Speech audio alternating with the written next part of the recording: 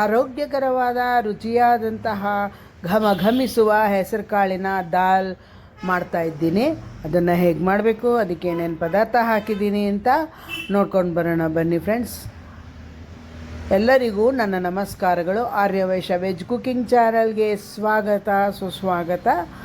ಇವಾಗ ಈ ಹೆಸರು ಕಾಳಿನ ದಾಲನ್ನು ಹೇಗೆ ಮಾಡಬೇಕು, ಅದಕ್ಕೆ ಏನೇನು ಪದಾರ್ಥ ಹಾಕಿದ್ದೀನಿ ಅಂತ ನೋಡೋಣ.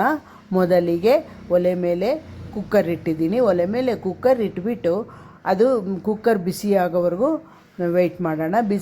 ಕುಕ್ಕರ್ ಬಿಸಿ ಆದ ನಂತರ 1/4 kg ಹೆಸರು ಕಾಳನ್ನು ಹಾಕ್ತಾಯಿದ್ದೀನಿ. ಅಂದರೆ ಚಿಕ್ಕ ಲೋಟದಲ್ಲಿ 1.5 ಲೋಟದಷ್ಟು ಹೆಸರು ಕಾಳನ್ನು ಹಾಕ್ಬಿಟ್ಟು ಅದು ಚೆನ್ನಾಗಿ ಬಿಸಿ ಆಗೋವರೆಗೂ ಕಲಿಸ್ಕೊಳ್ಬೇಕು. ಚೆನ್ನಾಗಿ ಬಿಸಿ ಆಗಬೇಕಿದು. ಅದಕ್ಕೆ ಏನಕ್ಕೋಸ್ಕರ ಬಿಸಿ ಆಗೋವರೆಗೂ ಬೇಯಿಸ್ಕೋಬೇಕು ಅಂತ ನನಗೆ ಗೊತ್ತಿಲ್ಲ. ನಮ್ಮ ತಾಯಿ ಈ ಥರ ಮಾಡಬೇಕು ಅಂತ ಹೇಳಿದರು. ಅದಕ್ಕೆ ಇದೇ ತರಹ ನಾನು ಮಾಡ್ತಾಯಿದ್ದೀನಿ. ಹೆಸರು ಕಾಳನ್ನು ಮಾತ್ರ ಈ ಥರ ಬಿಸಿ ಮಾಡಿಕೊಂಡೇ ಮಾಡೋದು ಅಂತ ಹೇಳ್ತಾಯಿದ್ರು. ಇವಾಗ ಬಿಸಿ ಆಗಿದೆ, ಚೆನ್ನಾಗಿ ಬಿಸಿ ಆಗಿದ್ದಾದಮೇಲೆ ಇದಕ್ಕೆ 1.5 ಲೋಟದಷ್ಟು ನೀರನ್ನು ಹಾಕ್ತಾಯಿದ್ದೀನಿ. ದೊಡ್ಡ ಲೋಟದಲ್ಲಿ 1.5 ಲೋಟದಷ್ಟು ನೀರನ್ನು ಹಾಕ್ಬಿಟ್ಟು ಕುಕ್ಕರ್ ಮುಚ್ಚಳನ ಮುಚ್ಚಿಬಿಟ್ಟು ಒಂದು 4 ವಿಷಲ್ ಬರೋವರೆಗೂ ಹಾಕಬೇಕು. 4 ವಿಷಲ್ ಬರೋವರೆಗೂ ಬಿಡೋಣ. 4 ವಿಷಲ್ ಬಂದಮೇಲೆ ಅದು ತಣ್ಣಗಾಗಿದ್ದಾದಮೇಲೆ ಅದನ್ನು ತೆಗಿತಾಯಿದ್ದೀನಿ. ಅದು ಹೇಗೆ ಬೆಂದಿದೆ ಅಂತ ನೋಡೋಣ. ನೋಡಿ, ಇವಾಗ ತೆಗೆದಿದ್ದಾದ್ಮೇಲೆ ನೋಡೋದು ತುಂಬಾ ಮೆತ್ತಗೆ ತುಂಬ ಚೆನ್ನಾಗಿ, ಎಷ್ಟು ಚೆನ್ನಾಗಿ ಬೆಂದಿದೆ ಅಂದರೆ ಅಷ್ಟು ಚೆನ್ನಾಗಿ ಹೆಸರು ಕಾಳೆಲ್ಲ ತುಂಬ ಚೆನ್ನಾಗಿ ಬೆಂದಿದೆ. ದಾಲ್ಗೆ ಯಾವ ರೀತಿ ಇರಬೇಕು ಅದೇ ತರಹ ಬೆಂದಿದೆ. ಇವಾಗ ಇದನ್ನು ಒಲೆ ಮೇಲೆ ಅದನ್ನು ಪಕ್ಕಕ್ಕಿಟ್ಬಿಟ್ಟು ಒಲೆ ಮೇಲೆ ಬಾಣಲಿಯನ್ನು ಇಟ್ಟಿದ್ದೀನಿ. ಬಾಣಲಿ ಬಿಸಿ ಆಗೋವರೆಗೂ ಬಿಡೋಣ. ಬಾಣಲಿ ಬಿಸಿ ಆದಮೇಲೆ 3 ಟೀ ಸ್ಪೂನ್ನಷ್ಟು ಎಣ್ಣೆಯನ್ನು ಹಾಕ್ತಾಯಿದ್ದೀನಿ.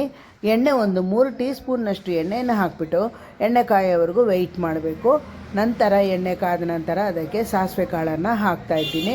ಸಾಸಿವೆ ಕಾಳು ಪಟ ಅಂತ ಸಿಡಿದಿದ್ದ ಆದಮೇಲೆ ಸಾಸಿವೆ ಕಾಳು ಪಟ್ಪಟ ಅಂತ ಸಿಡಿದಿದ್ದಾದಮೇಲೆ ಅದಕ್ಕೆ ಶುಂಠಿ ಬೆಳ್ಳುಳ್ಳಿ ಪೇಸ್ಟನ್ನು ಹಾಕ್ಬೋದು. ನಾನು ಶುಂಠಿ ಮಾತ್ರ ಜಜ್ಜಿ ಹಾಕ್ತಾಯಿದ್ದೀನಿ. ಚೆನ್ನಾಗಿ ನುಣ್ಣಗೆ ಜಜ್ಜಿದ್ದೀನಿ. ಬೆಳ್ಳುಳ್ಳಿ ಹಾಕಿಲ್ಲ. ಬೆಳ್ಳುಳ್ಳಿ ತಿನ್ನೋದಕ್ಕೆ ಇಷ್ಟ ಆಗೋಲ್ಲ ಅಂದ್ಬಿಟ್ಟು ಬೆಳ್ಳುಳ್ಳಿ ಹಾಕಿಲ್ಲ. ಶುಂಠಿಯನ್ನು ಮಾತ್ರ ಜಜ್ಜಿಬಿಟ್ಟು ಇವಾಗ ಹಾಕಬೇಕು. ಇವಾಗ ಅದನ್ನು ಶುಂಠಿಯನ್ನು ಹಾಕಿ ಚೆನ್ನಾಗಿ ಫ್ರೈ ಮಾಡ್ಕೋಬೇಕು. ಅದು ಹಸಿ ವಾಸನೆ ಹೋಗೋವರೆಗೂ ಸ್ವಲ್ಪ ಫ್ರೈ ಮಾಡ್ಕೊಂಡು ಬಿಡೋಣ. ನಂತರ ಕರಿಬೇವಿನ ಸೊಪ್ಪನ್ನು ಹಾಕೋಣ. ಕರಿಬೇವಿನ ಸೊಪ್ಪನ್ನು ಹಾಕಿಬಿಟ್ಟು ಅದನ್ನು ಕೂಡ ಕಲಿಸ್ಕೊಂಡಿದ್ದಾದಮೇಲೆ ಅದು ಶುಂಠಿ ಎಲ್ಲ ಹಸಿ ವಾಸನೆ ಹೋಗೋವರೆಗೂ ಬೇಯಿಸ್ಕೊಂಡಿದ್ದಾದಮೇಲೆ ಅದಕ್ಕೆ ಟೊಮೊಟೊ ಹಣ್ಣನ್ನು ಒಂದು ದೊಡ್ಡದಾದ ಟೊಮೊಟೊ ಹಣ್ಣನ್ನು ಹೆಚ್ಚಿ ಇಟ್ಕೊಂಡಿದ್ದೆ. ಅದನ್ನು ಸಣ್ಣದಾಗಿ ಹೆಚ್ಚಿ ಇಟ್ಕೊಂಡಿರೋ ಟೊಮೊಟೊವನ್ನು ಕೂಡ ಹಾಕ್ತಾಯಿದ್ದೀನಿ.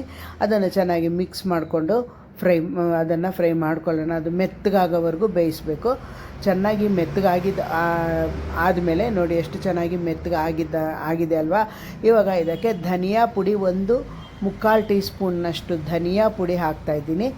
ಮತ್ತು 3/4 ಟೀ ಸ್ಪೂನ್ನಷ್ಟು ಧನಿಯಾ ಪುಡಿ ಹಾಕ್ಬಿಟ್ಟು ಗರಂ ಮಸಾಲ 1/3 ಟೀ ಸ್ಪೂನ್ನಷ್ಟು ಹಾಕ್ತಾಯಿದ್ದೀನಿ.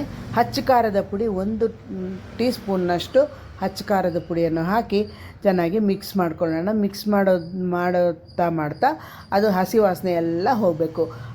ಧನಿಯಾ ಪುಡಿದು, ಗರಂ ಮಸಾಲದು, ಹಚ್ಚ ಖಾರದ ಪುಡಿ ಎಲ್ಲನೂ ಹಸಿ ವಾಸನೆ ಹೋಗೋವರೆಗೂ ಮಿಕ್ಸ್ ಆದಮೇಲೆ ನೋಡಿ, ಇವಾಗ ಒಂದು ಸ್ವಲ್ಪ ಎಣ್ಣೆ ಸ್ವಲ್ಪ ಕಡಿಮೆ ಅಂತ ಅನ್ನಿಸ್ತಾಯಿತ್ತು. ಅದಕ್ಕೆ ಇನ್ನೊಂದು ಸ್ವಲ್ಪ ಎಣ್ಣೆ ಹಾಕ್ಬಿಟ್ಟು ಚೆನ್ನಾಗಿ ಮಿಕ್ಸ್ ಮಾಡ್ಕೊಳ್ಬೇಕು.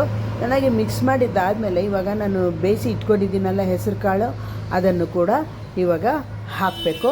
ಇದನ್ನು ಹಾಕ್ಬಿಟ್ಟು ಚೆನ್ನಾಗಿ ಮಿಕ್ಸ್ ಮಾಡಿ ಇವಾಗ ಹಾಕ್ತಾಯಿದ್ದೀನಿ. ಅಷ್ಟು ಮೆತ್ತಿಗೆ ಬೆಂದಿದೆ ಇರಬೇಕು. ಚೆನ್ನಾಗಿ ಕಲಿಸ್ಕೋಬೇಕು. ಕಲಿಸ್ಕೊಂಡಿದ್ದಾದ್ಮೇಲೆ ಅದಕ್ಕೆ ನೀರು ಎಷ್ಟು ಇಳಿಸುತ್ತೆ ಅಂತ ನೋಡಿಕೊಂಡು ನೀರನ್ನು ಹಾಕೋಣ. ಯಾಕೆಂದರೆ ಚಪಾತಿಗೆ ನಂಚ್ಕೊಳ್ಳೋದಕ್ಕೆ ಬೇಕಲ್ವಾ. ಸ್ವಲ್ಪ ಇವಾಗ ನಂಚ್ಕೊಳ್ಳೋ ಹದದಲ್ಲಿ ಚೆನ್ನಾಗಿ ಮಿಕ್ಸ್ ಮಾಡ್ಕೊಳ್ಳೋಣ. ಮಿಕ್ಸ್ ಮಾಡಿದ್ದಾದ್ಮೇಲೆ ಗಟ್ಟಿ ಆದರೆ ನಮ್ಗೆ ಗಟ್ಟಿ ಹದ ನೋಡಿ ಇನ್ನು ಗಟ್ಟಿ ಆಗೋಗುತ್ತೆ. ಚಪಾತಿಗೆ ನಂಚ್ಕೊಳ್ಳೋ ಇವಾಗ ಗಟ್ಟಿ ಬೇಕು ಅಂದರೆ ಸ್ವಲ್ಪ ಗಟ್ಟಿಯಾಗಿ ಇರಬೇಕಾಗುತ್ತೆ. ಮಿಕ್ಕಿಲ್ಲ ಅಂದರೆ ಹೆಸರು ಸ್ವಲ್ಪ ನೀರು ಅದನ್ನು ಹಾಕಬೇಕು.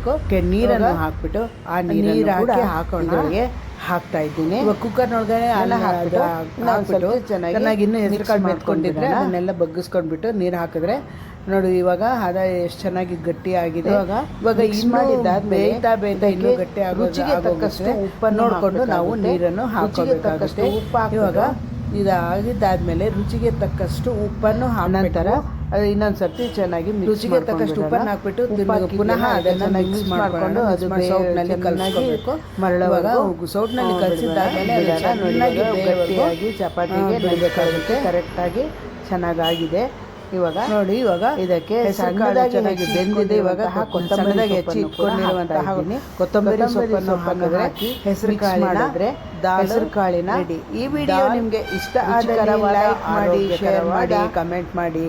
ಈ ವಿಡಿಯೋನ ತುಂಬ ಬೇಗನೆ ಆಗುವ ಚಾನಲ್ನ ಸಬ್ಸ್ಕ್ರೈಬ್ ಮಾಡ್ಕೊಂಡಿರ್ಬೋದು, ಸಬ್ಸ್ಕ್ರೈಬ್ ಮಾಡ್ಕೊಳ್ಳಿ. ಈ ವಿಡಿಯೋ ನಿಮಗೆ ಇಷ್ಟ ಆದರೆ ಲೈಕ್ ಮಾಡಿ, ಶೇರ್ ಮಾಡಿ, ಕಮೆಂಟ್ ಭೇಟಿ ಆಗೋಣ.